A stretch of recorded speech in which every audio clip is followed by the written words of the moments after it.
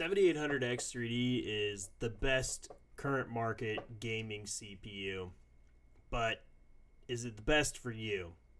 And the reason why I asked this question is I've been watching kind of the trends, and it took people a while to warm up to AM5 as a platform. Everybody loved AM4. A lot of people are diehard Intel. They're never going to come off of it.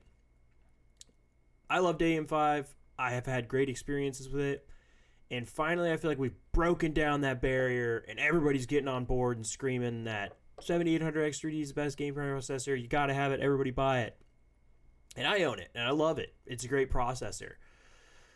But I was such a fan of AM5, I was thinking, is it really necessary? Like, what's the worst case scenario AM5? Because I feel pretty confident in these processors. And kind of my theory was games require 6 cores. I know the 5600 was actually like a 99% solution last generation. So what I do, I went out and did the unthinkable. I went on AliExpress and bought the Chinese only market 7500F. So I figured this is it. I'm going to take the worst of the worst AM5 processor and see exactly how it stacks up to the 7800X3D in purely gaming benchmarks. And then I just happen to have my old 8700K laying around, so I thought I would just include it into the mix for anybody that's like, hey, I've got an older computer, I think I want to upgrade. Is it worth going all the way to the 7800X3D, or can I get by with something else? And so we're going to get into it. This was a ton of testing. I did three computers times 7 games times 3 resolutions times like 4 video cards. So I went through just whatever video card I had sitting around the house. I just went from slowest to fastest, and my goal was just to find the break point where it was like, all right, where does this 7800 X3D finally start smashing the competition? And we're going to explore all that today. So I do have 3 completely different builds. I didn't, and I know they're hideous. The big one's my personal build. If I actually log into it, the RGB syncs and stuff, but that's beside the point. We're going for function over form over here, all right? So the 2 PCs I'll walk you through first. I got what I call big me in this scenario. That's my Ryzen 7800X3D, and I will tell you I did not run these out-of-the-box configurations because I ran them how I'd actually want to run them. So there's really no overclock on the 7800X3D as far as the frequency goes, but it does benefit from doing a little bit of negative curve optimizer. So I got the negative 20 on the curve optimizer, and I got that paired to an ASRock B650E and then 32 gigs of G-Skill with that 6000 CL30. And then I built what I refer to as the mini-me using significantly cheaper parts. So I went with the Ryzen 7500F, and this was able to overclock. I was like, this is probably the lowest bin processor ever designed. But let me see what I can do. It was no problem. There's no reason not to overclock these Ryzen processors. You literally turn on PBO, you say plus 200 megahertz, and then you see what you can get. I went negative 20 on the curve optimizer once again, had no problem, never crashed, not even once on the lowest bin 7500F ever. This one's plugged into an Asus B650 with 32 gigs, this time team group, same speed and latency though, DDR5 6000 CL30, and then they both just got M2 drive. And that's kind of where we're at. Boom, there you can go. You can see all the hideous lights going and everything. So ugly. Need to get all that synced up and be better at building. All right, then I got what I refer to as the old me. So big me, mini me, and old me. This one, I will say, Intels are significantly harder to overclock and really get dialed in my opinion, than AMD with their, just PBO options these days. However, the older generation stuff had huge gains from overclocking, and it was much simpler to do back on these older generations. So my theory here is, if you got a 7-year-old CPU and you're considering upgrading, I mean, why not just try to see what you can get out of it? You can see from the picture there, I got that thermal right 240 millimeter AIO. I think I paid $44 for that thing. It was more than enough. My temperatures were wildly under control. And I got 5 gigahertz all core, just running that all the time on that thing. And I did it through that Gigabyte Aorus Z390 motherboard. And this one only had 16 gigs of DDR4. However, I don't think out of the whole thing that was really going to be the limiting factor. And I did verify when I went through all my tests, I had nothing else open on the computer. We never used anything more than the 16 gigs for gaming. So those are the 3 computers. And then what I did is I ran all 3 of them through 1080p, 1440p, 4K, and I did it through all my video cards that I had available, which I think I had 4 sitting around at the time.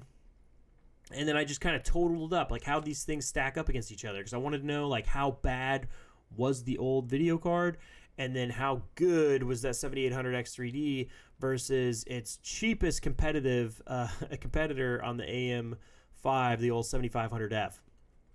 That's the computers I got built. That's how I set them up. And let's get into it. So the first card up is the 6600 XT. This has been, for the last quite a while, just the absolute best bang for the buck 1080p ultra value type card. It's $200, usually like $209, and it's great for just a cheap solution to 1080p. And if you're going in at this level of video card, I probably wouldn't do a full build at this level at this point if you have something laying around that's used. Like the 8700K, this is a great card to just slap in there. Anything past this, you're going to start to see where it starts to get separated. So if you look at these results, the 7800X3D is about 5% faster than the Intel and about 9% in the 1% lows. And then against its 7500F, it was about 3% and 5% on the average and 1% lows. So pretty decent one at 1080p. You come up here to 1440, and all of a sudden, randomly, the Intel made a big showing on its 1% lows, actually beat it out a little bit. And then you go back into 1440p, your average FPS.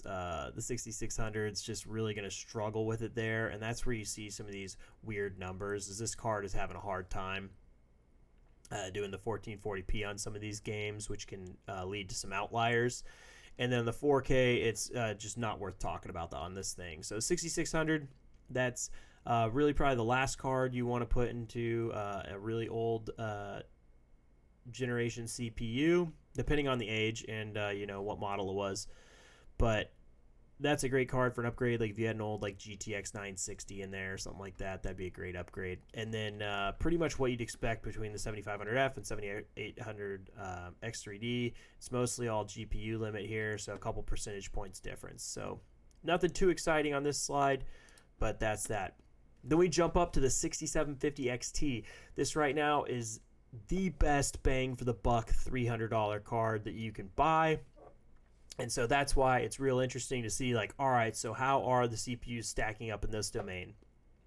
So already the 8700K showing its age. I will say, though, these actual raw numbers, like if you didn't have the comparison, the raw numbers, I mean, he's still putting up average 131 frames between all the games. But as you can see, some of that's really padded by like CS2. But everything here is above 60. And then you go down to 4K, and you're still doing pretty solid. But that's not what this is about, really. What this is about is comparing that 7800X3D to both of these. So you come into the Intel, it's obviously destroying it.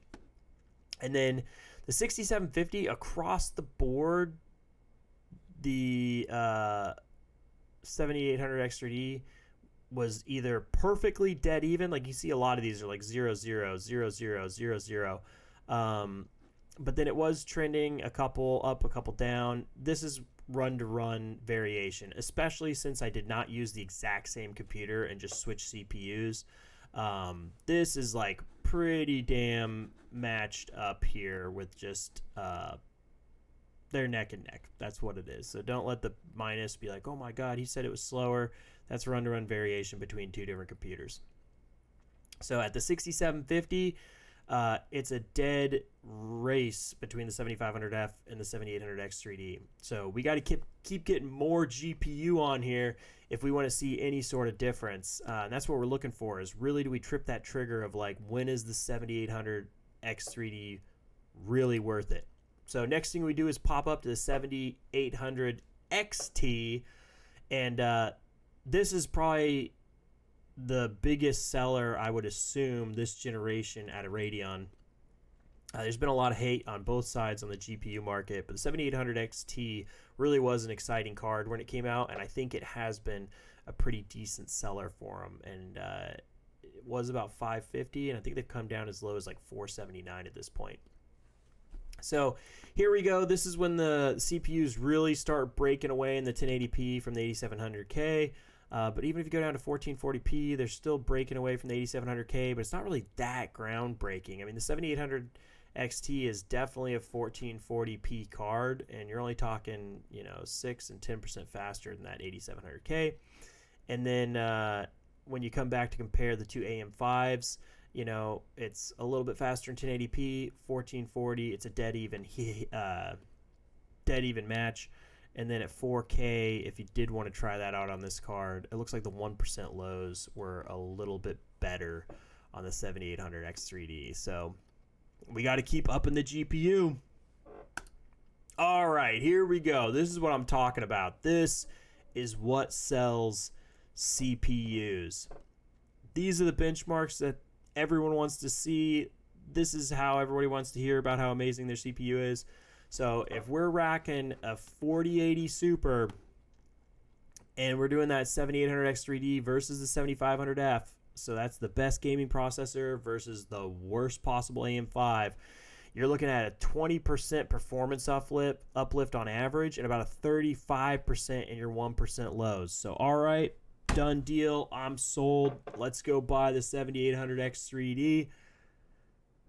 How could you ever argue with that? Well, oops, I fast forwarded one, so you already got to see, but there's a couple different things. This is extremely unrealistic. Nobody wants to buy an RTX 4080 to play 1080p. Even if you were like, yo, I'm an esport guy and I really want, high FPS, unless you're like some super niche thing, like you also have DLSS, so you could just probably run a 1440p monitor and get way higher frames. These are all native benchmarks at ultra settings. So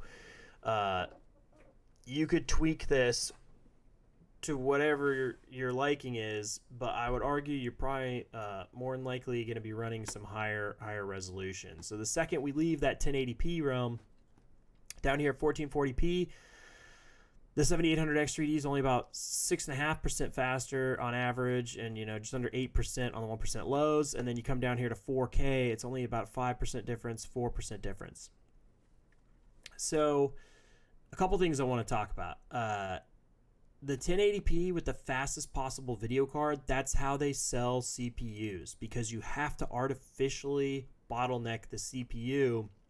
And when a brand new generation comes out, even the slowest version of that generation, it's actually a little bit tough. I mean, because I'm not a professional, the 4080 Super is the fastest card I got. But if this was a real operation here, we'd be running the 4090, and that number would be even bigger. It'd probably be like, oh, it's 40% faster and like 60% faster in the 1% lows. But that, once again, is just not realistic. You're not going to run a 4090 at 1080p. And if you're spending that kind of money, like, this is null and void. Like, why would you ever buy an AliExpress processor to match with your 4090? So this whole thing's null and void.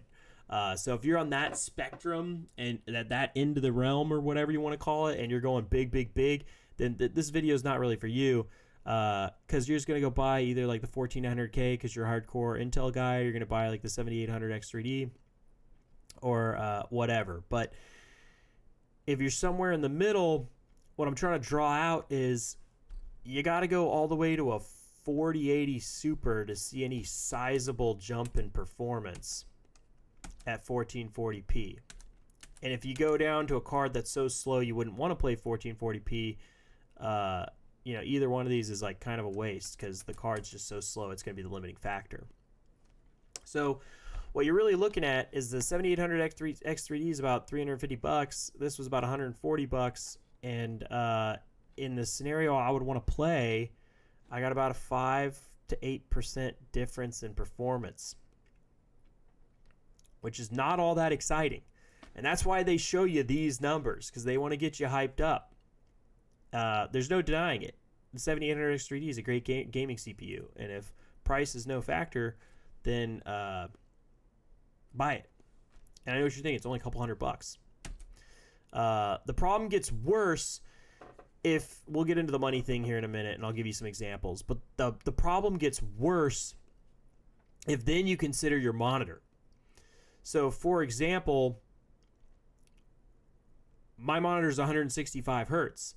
So, NVIDIA, what they tell you to do is like, hey, I don't want screen tearing. I want this game to look good, right? So I'm going to turn on VSync. I'm going to turn on G-Sync, and I'm going to turn on Reflex. Well, now my screen's going to be locked at 165. So what I've done here on the left is these numbers, the uncapped numbers that we just looked at in the last slide there that we had. And then on the right, this is anything above 165 at the average or the 1% low, I just reset to 165. And then if it was organically already below 165, I left it as is. So your monitor could be a different refresh rate than mine. You could have a 240, and that would help out for the scenario and make the thing look better again. But in my scenario, you know, let's say, hey, I'm running 165 hertz. If I did want to run it at 1080p for some reason, the difference on average then is only going to be 1.46, and then your 1% lows. And the 1% lows, the Vcache really does help with that, and that is noticeable. So that is the nice thing about that processor. But this is not nearly as impressive even in this realm. And then you come down to 1440p, they're dead even on average, and you still get a little advantage of the 1% low. And then you come down to 4K, and there's not much change. It's pretty much exactly the same because we're mostly GPU limited here. So this is not to hate on the 7800 X3D. I love it. It is the best. But is it the best for everyone? And I'm going to say outstandingly no. And this is why. So I've got two examples here, and this is how I imagine that conversations between friends go, all right?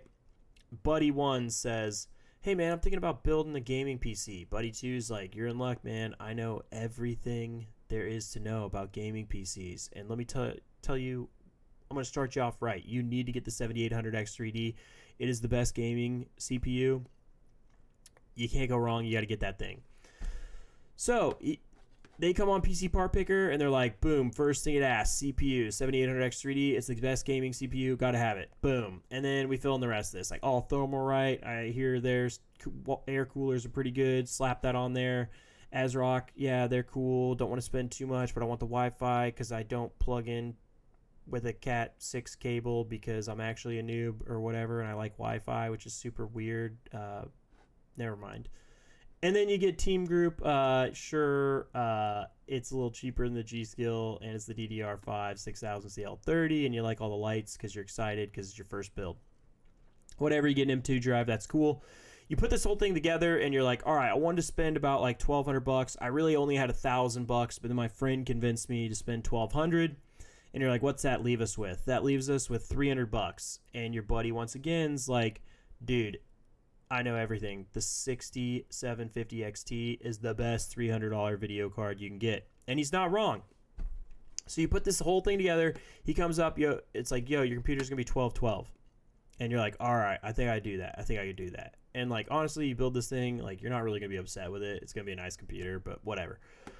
Let's reverse engineer this problem.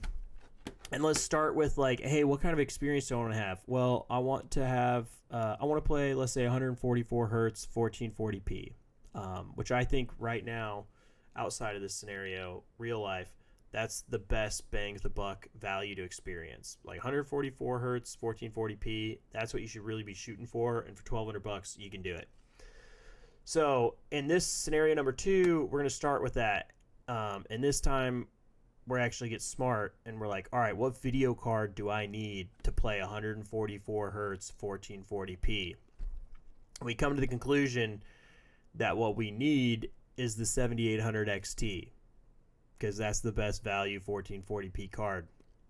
So you pick that, you put the rest of the whole computer together, and that leaves you with getting the 7600. And your buddy's like, dude, you're so stupid. That thing is so slow. Now, you laugh at him in his face because look at this. The 7800X3D gaming relies on the GPU. Like, this shouldn't be news, but I see people making this mistake all the time because they're like, oh, this is a gaming CPU. I totally need it. You're wasting your money. And also, this is the 7600 I put on here because I'm not going to advise people to go to AliExpress and buy products from China. I'm just not going to advise. I did it as an experiment. That's your comfort level. If you want to go with the 7500F, I personally was impressed, but I kept it kind of just standard over here. So 7600s, this is actually a little faster than the processor I got. But all right, so if we bring it all back, if you look at the 1440p average on the 6750 with the 7800X3D, you're going to be averaging 96 frames per second and 1% low at 80. That's not bad. That's actually a pretty solid computer. But then you look at build number 2, where we prioritize the GPU and then just bought a current gen processor that has at least 6 cores, because that's what games use normally. And you look at our average is 132 frames per second, and our lows are 110. Our lows, 1% lows, are now higher than the other build's average. It's like 36, 37% faster, and you're talking about a $26 difference. And this really shouldn't be news to anybody. But then at the same time, I just see the same advice over and over and over and over again. It's like, oh, dude, you got to get this CPU, which I love it. I love the AMD's getting the hype because I think the AM5 platform is great. But if you're just trying to build a gaming PC, you need to focus on the GPU first. And the GPU needs to match whatever you want your experience to be. And if you don't know what you want that to be, just take my word for it. Shoot for 144 hertz 1440p, because that's where the best experience per dollar is. So that's kind of my stance on that. Is there's a new video card tier at almost like every $100 to $200. So if you can save $200 off your CPU, that's going to bump you up. Like in this scenario, not only are we going up a tier, we're going up a generation, because we're going from the 6 to the 7 series, and we're going from the 67, like the next tier up would be the 68, but then we're going to next generation up, which is the 78. So that's kind of my point there, is you should start with the video card to meet your experience, and then you should sort of make the rest of the computer fall in around it.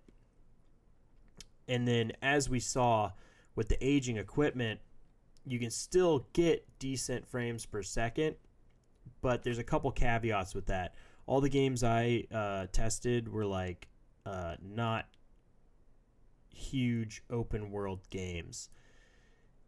So you could be like, oh, the games I tested, the old 8700K, it was actually putting out some pretty good FPS, but you'll run into like large battle royales, different things like that. That older CPU, it will become more of a factor. So if that's your kind of play style, I'd highly recommend upgrading. But you get such an uplift from the generational lift just going to like AM5, or I mean, this is all about AM5 because that's what I tested, but same thing, you could have gone to a newer Intel either way. But the generational uplift with the efficiencies that they have in the new generations are going to blow away what you can do. Because if you actually look at this, the 8700K is a 6-core, 5 gigahertz. The 7500F is a 6-core, 5 gigahertz. I guess I overclocked it to 5.2. But still, this is generational, like, you know, modern processor is just much faster. But so that's my big takeaway. If you're somebody that is like really an enthusiast and you know what you're doing and you have a large budget and you're going to buy a 4080 or a 4090, then absolutely get the 7800X 3D. But if you're really pinching pennies on the budget, every dollar that you save, not every dollar, about every $100, because at this point, every $100 is a new tier of GPU. Every about $100 you can save on something, you can tier up in your GPU, and that is going to have massive performance improvements versus, the 2 to 7% you're going to see difference in your CPU. So the other thing that always gets thrown out there is all of a sudden people give a shit about productivity or something, and they're like, oh, but the productivity and you need more cores and yada, yada, yada, yada, yada. So here's my litmus test. I've solved this problem. I had to do some thinking. Some dude will say I want a gaming PC, and then people start throwing in productivity and throwing in all this crap.